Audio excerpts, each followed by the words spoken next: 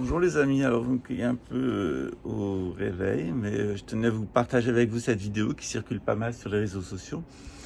On y voit des membres des forces de l'ordre qui déposent leur bouclier par terre et qui applaudissent les manifestants contre le Covid Pass. Voilà. Donc évidemment, je vous l'ai toujours dit, moi j'ai absolument rien contre la police et l'armée, puisque c'est le milieu et la justice, c'est le milieu dont je suis issu. Sauf qu'actuellement, la police, la justice et l'armée sont au service d'une dictature menée par un banquier, et que cette dictature, elle doit amener à un nouvel ordre social où les individus sont placés grâce à des chevaux de Troie à l'intérieur du corps en état hypnotique par le système afin de générer chez eux une individualité altère. Voilà. Et que cette individualité altère veut masquer l'individualité naturelle de la personne pour créer chez elle une individualité synthétique. Voilà. C'est ce qu'on appelle la psychotronique, je dénonce depuis des années, qui m'a valu beaucoup de problèmes avec les milieux policiers et militaires qui sont impliqués dans l'avènement de cette tyrannie par l'électronique. Alors leur projet fou, c'est de créer un être humain dans lequel il y aurait des machines, et des machines dans lesquelles il y aurait de l'être humain, pour avoir une espèce de gloubi-boulga artificiel, humain-machine, qui s'appelle le transhumanisme. Voilà. Cette nouvelle folie, elle en a eu d'autres avant, c'était l'homme soviétique, et puis c'était l'homme arien des nazis. C'est un projet fou des sionistes, des milieux financiers.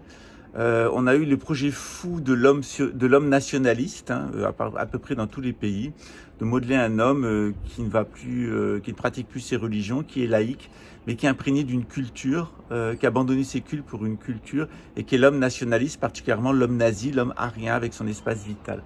Ensuite, on nous a fait le coup de l'homme internationaliste. Alors, c'était l'homme socialiste, l'homme soviétique, qu'on a essayé de nous imposer partout. Travailleurs de tous les pays, unissez-vous, etc. Puis de l'autre côté, il y avait la deuxième internationale, c'était l'homme libéral, l'homme qui boursicote avec des crypto-monnaies, avec des produits financiers, qui travaille peu en réalité, avec des usines. Et puis qui est luciférique, c'est-à-dire qu'il attend la venue de Lucifer qui lui apportera la connaissance. Il n'est plus bouddhique, il n'est plus christique cosmique, il est luciférique, nous dit le guignol de l'ancienne ville royale, formé à la théosophie. Et maintenant, on a la troisième étape de ce projet fou, on ne sait plus l'homme luciférique des internationales, ou l'homme de l'international libéral, ou l'homme socialiste de l'international communiste, c'est le transhumain. C'est l'homme sioniste qui serait un transhumain au service du système. Sauf que il y a des policiers, il y a des militaires, il y a des juges qui ne sont pas d'accord. Tous les gens du lobby militaire-industriel, tout le personnel, les petits personnels du lobby militaire-industriel a compris et dit non. Et c'est pareil chez Big Pharma. Et vous le voyez dans cette manifestation, il y a des gens de Big Pharma qui ont dit non à cette tyrannie et qui manifestent. À terme, nous allons gagner, mais nous allons passer par une tentative de ces gens-là de nous imposer, comme ils ont imposé le nazisme, le soviétisme et le libéralisme, de nous imposer l'onusisme à travers toutes sortes d'épreuves. On a déjà eu 2 guerres mondiales à cause d'eux, des crises financières, des crises environnementales.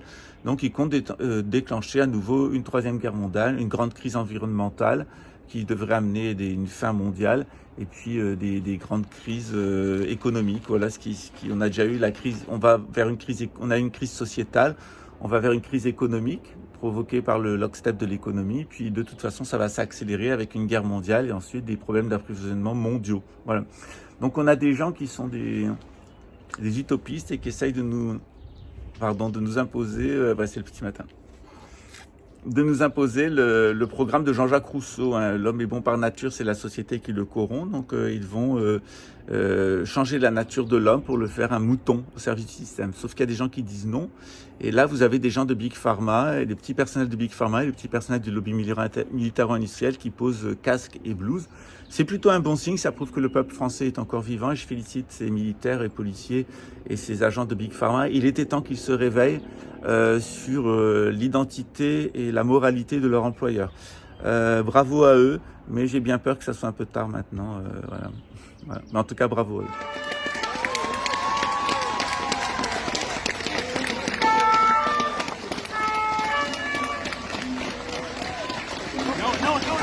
Ah, ça va être trop long.